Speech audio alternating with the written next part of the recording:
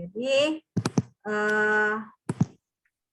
kita minggu lalu sudah belajar tentang sifat duality particle, ya, duality particle. Nah, jadi minggu ini dengan minggu depan kita belajar tentang bagaimana atom, ya, atom berdasarkan konsep kuantum, ya, physical quantum. Nah, jadi ini ada dua bagian. Oke. Nah, jadi sebenarnya atom itu seperti apa, gitu ya? Nah, kita tahu atom itu kan adalah partikel kecil yang tak terlihat, ya, partikel kecil yang tak terlihat, dan atom ini dianggap sebagai blok yang menyusun materi. Jadi bagian yang menyusun materi, nah, tapi dia partikel kecil yang tidak terlihat. Nah, ternyata sebenarnya kalau kita berbicara konsep atom, ya, konsep atom, nah itu dimulai dari filsuf Yunani pada abad ke-5 sebelum Masehi. Ya, jadi itu ada dua, Leucippus dari Miletus dan Demokritus dari Abdera. Ya, nah jadi ada dua. Nah, tapi si filsuf Yunani ini baru seperti konsep gitu ya, belum dijadikan sebagai teori yang saintifik. Atom sebagai teori yang saintifik itu mulai dikembangkan oleh Dalton, John Dalton. John Dalton ini ahli kimia dari Inggris, ya. Nah, sesuatu yang tadinya filsafat, nah dikembangkan oleh John Dalton ini menjadi teori ilmiah pada awal abad 19, ya. Nah, karena teori ilmiah berarti kan bagaimana penerapannya ke kimia sudah mulai dijelaskan oleh John Dalton ini. Jadi mulai bukti kebenaran atom, baru menerapkan teori atom pada kimia, nah, dan juga bagaimana elemen bergabung untuk membentuk senyawa, ya, senyawa dengan hukum proporsi yang pasti.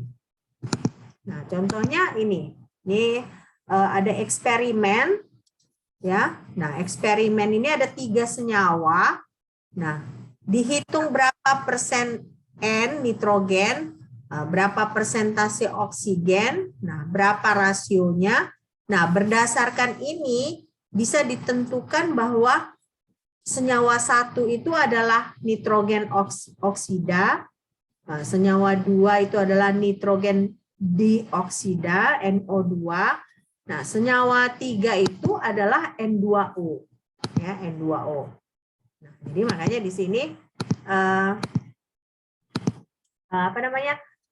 ini teori Dalton itu bisa membuat seseorang menghitung seperti ini. Oke. Nah, jadi senyawa itu terdiri dari atom unsur penyusunnya. Nah, jadi makanya senyawa itu NO misalnya, berarti dia terdiri dari atom N, atom nitrogen, dia terdiri dari atom oksigen. Nah, dia digabung, ada rasionya. Nah, makanya rasionya di situ tadi kan 0,438, 0,875, dan akhirnya 1,750. Nah, dari sini bisa ditentukan bagaimana senyawa 1, 2, dan 3, ya. Nah, kalian secara detailnya kalian sudah belajar di kimia dasar, ya, kimia umum. Nah, selanjutnya itu si Dalton itu kan awal abad ke-19. Nah, pada tahun 80-an sudah semakin canggih peralatan, jadi kita bisa melihat secara tidak melihat bagaimana sebenarnya atom itu. Ya, nah ini yang ada di gambarnya ini merupakan atom xenon pada nikel 110. Nah, jadi ini yang biru ini atom xenon. Jadi secara individu kita bisa melihat atom, memungkinkan teknologinya. Nah, ini dimungkinkan pada tahun 80-an ya, karena ditemukannya alat yang bernama scanning tunneling microscopy. Ya, kalau kalian misalnya perhatikan ini, mereka bikin atom xenonnya itu dengan tulisan IBM. Ya, IBM. Karena kebetulan memang penemu STM itu merupakan ilmuwan dari IBM yang akhirnya mereka mendapatkan Nobel Prize, ya, hadiah Nobel dalam bidang fisika, ya, karena berhasil menemukan alat ini. Nah, jadi kita berarti mulai dari hanya filsufnya, ya, sebelum abad ke-5 sebelum Masehi. Nah, sesudah dari filsuf, si Dalton mengembangkannya lebih lagi. Nah, ditambah lagi ada bukti-bukti kimianya. Nah, baru semakin canggihnya peralatan, akhirnya kita bisa melihat atom dari mikroskop. Ya. Nah, jadi sekarang kita mau lihat ini. Ada Ernest Rutherford pada tahun 1911. Apa yang dilakukan Ernest Rutherford ini? Ernest Rutherford ini melakukan eksperimen yang mau menyelidiki bagaimana atom ini. Ya. Nah, bagaimana dia cara menyelidikinya? Dia menyelidikinya dengan ada emas, ya, logam emas yang dibentuk seperti kertas, ya. Jadi ada seperti lempeng, dia seperti lempeng. Nah, baru si lempeng ini dibombardir dengan partikel alfa. Nah, partikel alfa ini dihasilkan dari radium, ya, dari radium, berarti dari senyawa radioaktif.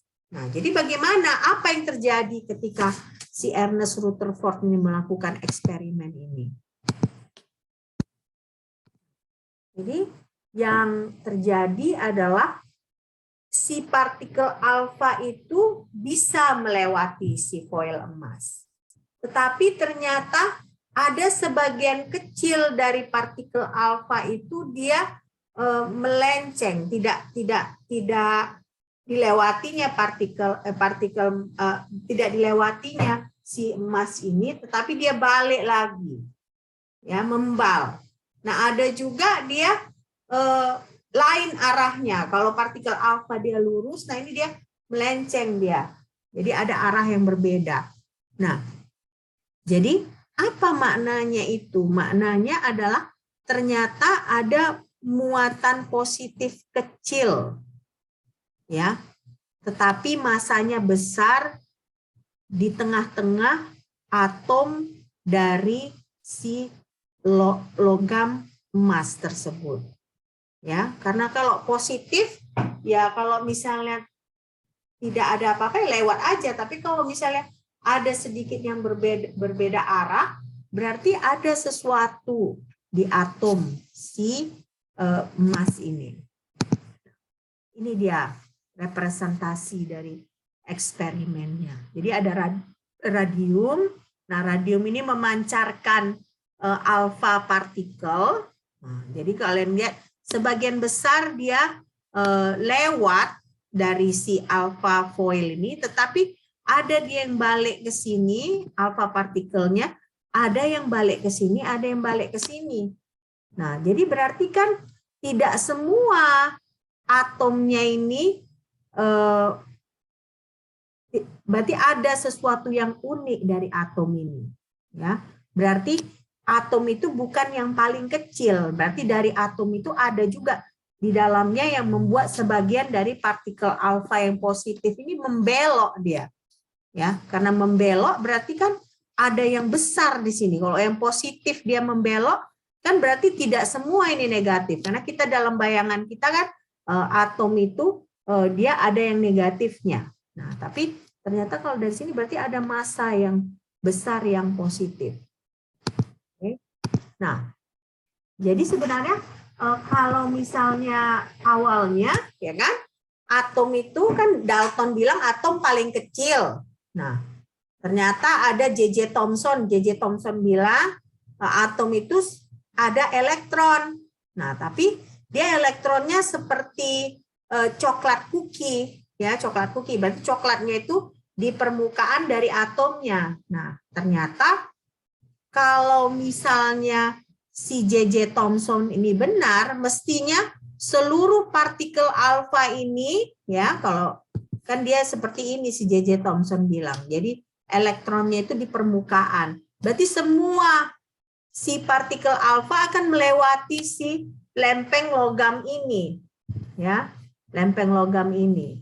Itu seharusnya kalau model dari Thomson benar. Nah, tapi ternyata kejadiannya enggak, kan, ada sebagian yang membal, ya, berarti ada sebagian yang begini, ada membuat sudut dia. Nah, berarti apa maksudnya? Berarti sejumlah kecil partikel alfa dibelokkan ke berbagai arah, termasuk balik ke radium. Nah, ini kenapa bisa terjadi? Ini bisa terjadi kalau ada massa dari muatan positif yang besar di atom ini. Nah, makanya jadinya jatuhlah konsep J.J. Thomson yang menyatakan bahwa si elektron itu di permukaan itu dia tertanam. Nah, ternyata tidak seperti itu. Ternyata ada nukleus, ya, ada nukleus yang dia juga bermuatan positif. Nah, jadi baru ditemukan proton ini. Berarti Rutherford menyatakan bahwa ada proton, ya, ada proton. Nah, selanjutnya berarti si Rutherford ini mengusulkan model nuklir atom yang berarti nukleusnya ada yang Za, yang berarti proton. Nah, si elektron itu dia tidak tertanam di atom itu, tapi dia mengelilingi atom itu. Jadi massa si atom ini sebagian besar dikuasai oleh massa proton. Nah, jadi makanya sini atom netral elektrik dari nomor atom Z, nah, terdiri dari inti muatan positif Za yang menguasai seluruh massa atom, ya, massa atom. Nah, sekarang kita lanjutkan lagi. Nah, contohnya adalah atom hidrogen.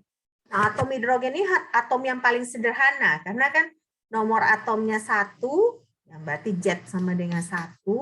Berarti si atom hidrogen ini dia intinya ada positif, ada proton, ya. Nah, sementara yang mengelilinginya adalah elektron, ya. Jadi terdiri dari elektron tunggal di luar proton dengan muatan positif E. Jadi si proton itu muatannya positif E. Nah, tentunya si elektron muatannya negatif E.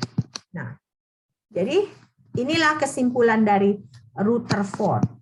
Dia menyatakan bahwa massa atom itu terkonsentrasi di ruang yang kita sebut sebagai nukleus atau inti. Ya, jadi si elektron mengelilingi atom, tetapi atom itu ada intinya. Nah, di dalam inti itu ada proton. Ya, di dalam inti itu ada proton. Nah, berarti sampai si Rutherford belum diketahui ada neutron, ya, belum diketahui ada neutron. Nah, jadi makanya sampai ada yang namanya Chadwick. Nah, Chadwick ini menemukan neutron, ya, neutron. Nah, dari Chadwick ini dibuat konvensi bahwa inti atom itu ada nomor atom Z dan nomor atom Z dan ada nomor massa A, ya. Nah, nomor atom Z dan nomor massa A. Nah, berarti kalau Z ini dia jumlah proton atau jumlah elektron. Nah, sementara jumlah neutron itu adalah A dikurang Z. Nah, berarti di sini kalau kita lihat berarti diameter dari nukleus itu adalah sekitar 10⁻⁻15 meter. Nah, dari sini berarti teori Dalton runtuh. Kenapa? Karena Dalton bilang atom yang paling kecil. Nah, ternyata J.J. Thomson bilang ada elektron, Rutherford ada proton. Nah, sampai Chadwick ini ada neutron, yang berarti atom itu bukan terkecil. Nah, di dalam atom itu masih ada elektron, ada proton, ada neutron yang kita sebut sebagai subatomic particle. Ya. Oke, subatomic particle. Sampai di sini ada pertanyaan? Nggak ada ya. Oke. Nah, sekarang kita lihat bagaimana perilaku si nukleus. Nah, nukleus itu dia 10⁴ kali lebih besar. Nah, 10⁵ kali lebih besar. Nah, dia propertinya, sifatnya mirip dengan positif Ze. Nah, positif proton dengan proton, yang berarti dari situ kita tahu neutron itu dia netral, ya.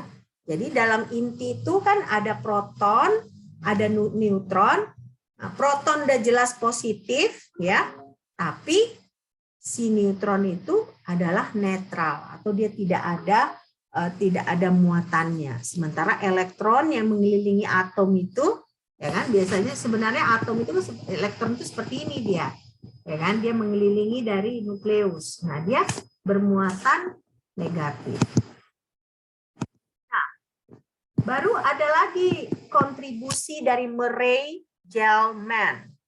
Nah, Murray-Gell-Mann ini menyatakan bahwa ada modelnya si proton dan neutron ini dalam nukleus, ya. Nah, modelnya itu biasanya dalam bentuk 3 quark. Nah, quark itu bagaimana dia 3 quark itu? Berarti 3 quark itu dia UUD, ya, up down. Ya, jadi dalam nukleus itu si proton itu konfigurasi proton dan neutron itu konfigurasinya adalah bisa UUD atau UDD. Nah, kalau UUD dia up down. Nah, sementara kalau UDD up down. Nah, setiap UUD ini, U dan D ini ada muatannya. Kalau U itu muatannya positif 2/3 E.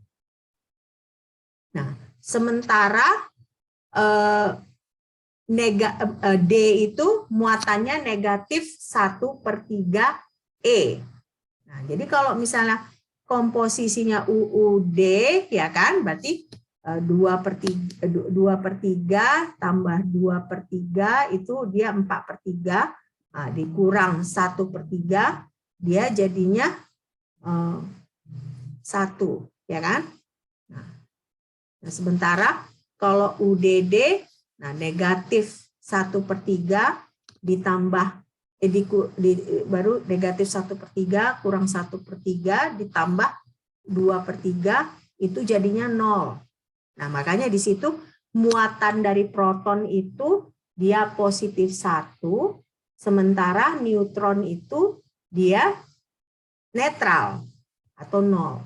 Nah, makanya si proton dengan neutron itu konfigurasinya di dalam nukleus adalah UUD dan UDD. Saya lihat di internet, saya pun belajar juga, mempersiapkan kelas saya juga belajar gitu ya. Nah, dari internet saya dapat ini, nah ini quarks.gsu.edu ya. Dari sini saya dapat gambar ini. Nah, dia ini proton itu UUD. Sementara neutron itu UDD. Makanya tadi kan saya tambahkan. U itu positif 2/3 E. D itu negatif 1/3. Nah, makanya ini plus 1. Ya kan? Tapi kalau UDD dia jadinya 0. Makanya neutron ini adalah muatannya netral. Ya, jadi makanya unik ya. Mulai dari filsuf Yunani, si Dalton, J.J. Thomson, baru Rutherford, ya, baru si Chadwick muncul neutron.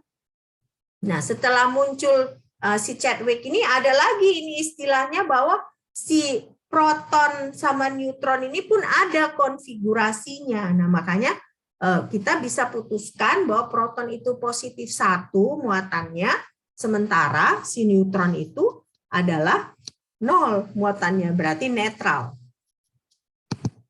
Nah, ada juga pernah dilakukan eksperimen, dicoba mengisolasi si quark ini. Ternyata kita nggak ada yang berhasil mengisolasi. Kenapa?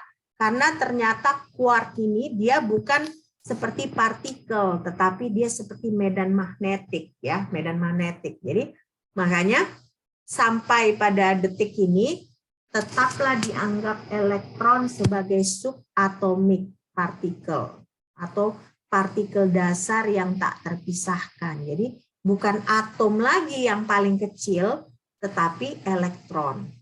Nah, elektron ini sudah ada orang yang berhasil mengisolasinya, tetapi kalau quark ini belum ada. Ya, jadi makanya elektron ini partikel dasar yang tak terpisahkan atau sering kita sebut sebagai subatomic particle.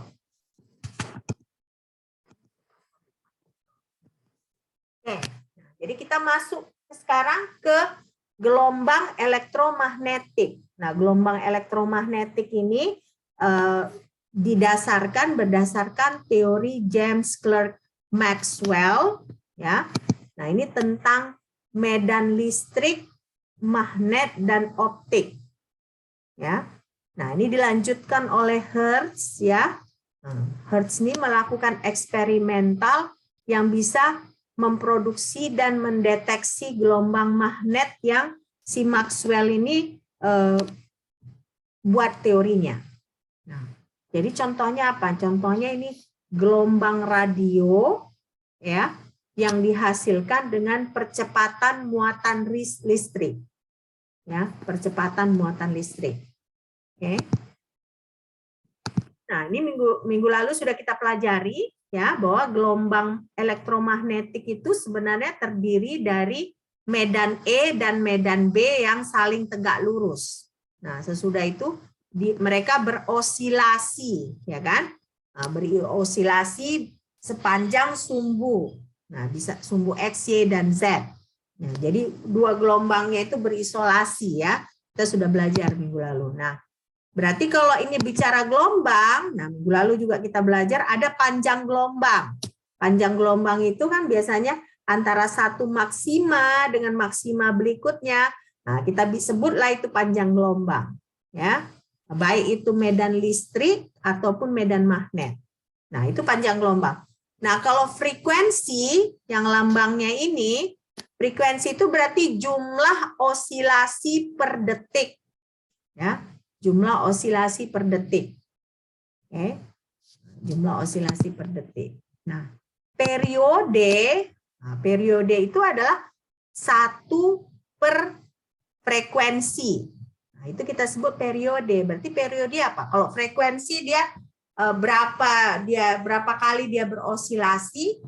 Kalau periode, waktu yang dibutuhkan supaya satu gelombang itu, satu panjang gelombang bisa terlewati, ya.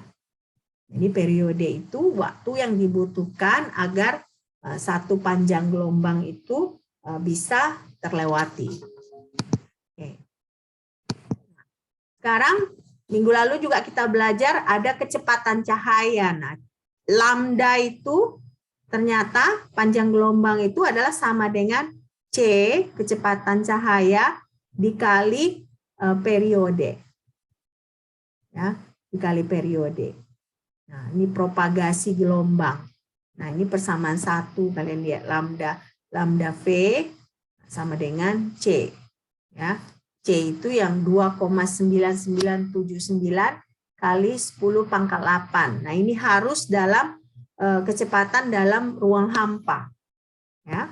Nah, sekarang si frekuensi ini, ya, itu satuannya adalah hertz atau jumlah osilasi per detik. Saya minta maaf, saya buru-buru ya kesannya ya, karena Zoom-nya saya ini nggak berbayar, jadi ada batasan waktu ya. Saya minta maaf. Oke. Nah, sekarang berarti minggu lalu juga kita belajar ada beberapa jenis radiasi elektromagnetik, yaitu sinar gamma, sinar X, ultraviolet, cahaya tampak, infrared, microwave, gelombang radio. Nah, ini semua adalah radiasi elektromagnetik. Ya, radiasi elektromagnetik. Jadi ini kita lihat ini. Ini adalah spektrum elektromagnetik, ya, spektrum elektromagnetik. Kalian lihat di sini yang tampak itu dia di antara 100 nanometer dengan 1 mikrometer, ya. Nah, sementara sinar X itu dia di antara 10 pangkat negatif 1 nanometer dengan 1 nanometer, ya. Microwave itu dia sekitar 1 cm. Nah, baru gelombang radio itu dia di antara 1 km dengan 100 meter. Nah, jadi kalian bisa lihat bahwa setiap gelombang elektromagnetik itu ada panjang gelombangnya. Ya, ada panjang gelombangnya. Nah, ini kalian bisa perhatikan lagi nanti. Nah, ini gamma rays ya. Gamma rays itu dia lebih lagi kecil panjang gelombangnya, 10 pangkat 5 ya, 10 pangkat negatif 5. Nah, oke. Nah, sekarang kita belajar tentang 3 failures of classical physics. Jadi ada 3 kegagalan classical physics. Nah, mudah-mudahan sempat ya. Kegagalan pertama itu adalah black box radiation. Kegagalan kedua, photoelectric effect. Kegagalan ketiga adalah warna, ya. Nah, jadi kalau gitu kita mulai dengan Isaac Newton, ya. Isaac Newton itu memulai dengan ilmu fisika modern. Nah, ilmu fisika modern ini menggambarkan tentang gerak dan gravitasi, ya, gerak dan gravitasi, ya. Nah, tapi ini nggak bisa menjelaskan bagaimana radiasi elektromagnetik. Yang tadi kita lihat tadi panjang gelombangnya berdasarkan warna, berdasarkan apa, itu nggak bisa dijelaskan pakai fisika klasik. Ya, makanya si radiasi elektromagnetik ini adalah kegagalan ilmu fisika klasik. Ya, jadi makanya elektromagnetik ini tidak bisa dijelaskan oleh fisika klasik. Nah, jadi 3 fenomenanya itu radiasi benda hitam. Nah, itu diajukan oleh Max Planck pada tahun 1900-an. Efek fotolistrik oleh Albert Einstein. Nah, baru spektrum garis oleh Niels Bohr. Ya, Niels Bohr. Nah, semakin mantap lagi ilmu kimia kuantum ketika Schrödinger, Heisenberg dengan Dirac ini mengeluarkan teori-teorinya. Nah, ini nanti pertemuan keempat, kelima baru kita masuk Schrödinger dan Heisenberg, ya. Nah, jadi yang pertama, minggu ini kita hanya belajar radiasi benda hitam. Minggu depan kita belajar efek fotolistrik dan spektrum garis, ya. Nah, sebenarnya apa radiasi benda hitam itu? Radiasi benda hitam itu dimulai dengan kita melihat objek yang panas, ya. Nah, ternyata benda panas ini memancarkan radiasi, ya, memancarkan radiasi. Nah, bagaimana contohnya? Kalau kita ada logam, nah, kita masukkan ke dalam api, nah dia warnanya merah. Kita naikkan suhunya, dia jadi warna putih. Kita naikkan lagi suhunya, dia jadi warna biru. Berarti kan kalau dari situ berbeda suhu, berbeda warna yang dipancarkan. Nah, berarti kan sesuatu yang dipanaskan itu memancarkan radiasi. Nah, kalau ada warna itu berarti kan ada gelombangnya, berarti dia cahaya tampak, ya kan? Nah, berarti itu tidak bisa dijelaskan oleh fisika klasik. Nah, makanya mulai masuklah kimia kuantum. Nah, jadi apa definisi radiasi black body ini? Definisinya adalah bahwa ada kaitannya antara warna dan suhu. Ya, seperti tadi kalau dia suhunya dipanaskan, tapi dipanaskan suhu paling rendah dia merah, dinaikkan suhunya dia warna putih, makin panas lagi dia warna biru. Nah, jadi berarti si black body ini, benda hitam ini, bisa kita sebut sebagai penyerap yang sempurna dan emitor dari semua panjang gelombang. Ya, jadi black body radiation ini adalah dia menyerap, setelah diserapnya panas, baru dipancarkannya gelombang elektromagnetik yang kita sebut juga sebagai radiasi. Nah, bergantung pada suhunya akan berbeda panjang gelombang yang dipancarkan. Jadi makanya di sini kalau kita berbicara black body radiation, ada hukum perpindahan Wien. Nah, hukum perpindahan Wien ini bagaimana? Bahwa dalam radiasi itu ada maksimum distribusi. Nah, maksimum distribusi ini yang menentukan apa warna yang dominan. Ya, atau kita sebut sebagai lambda max. Nah, siapa yang panjang gelombangnya paling maksimum? Nah, itulah yang menentukan warna dominan. Nah, warna dominan ini tiap suhu dia berbeda. Makanya ini meningkat dengan suhu.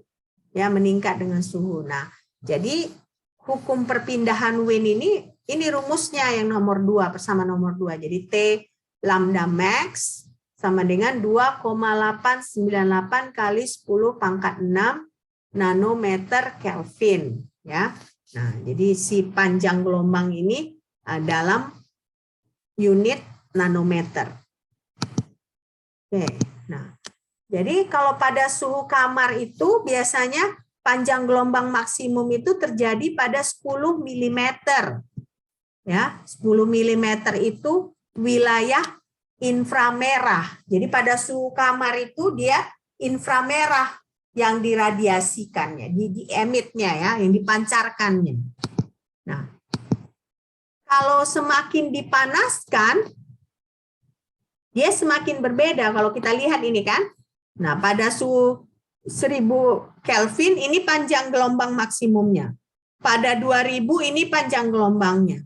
Pada 5800 Kelvin ini panjang gelombangnya. Nah, kaitannya ini adalah T pangkat 4. Jadi radiasi perbedaan dari sini ke sini adalah T pangkat 4, dari sini ke sini adalah T pangkat 4 ya. Jadi makanya di sini kalau pada 2000 Kelvin itu sebenarnya radiasinya 16 kali dari pada 1000. Jadi kalau misalnya di sini 2 berarti 16 kali dari sini pada 2000 Kelvin ada 16 kali daripada yang terjadi pada 1000 Kelvin. Oke. Nah, ini adalah radiasi elektromagnetik. Nah, berarti misalnya kita buat perhitungannya. Jadi 2900 nanometer itu adalah lambda max pada 1000 Kelvin. 1450 adalah lambda max pada 2000 Kelvin. Nah, 500 nanometer adalah lambda max pada 5800 Kelvin.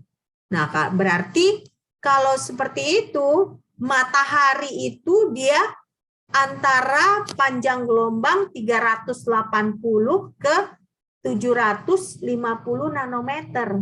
Nah, apa yang panjang gelombang seperti ini?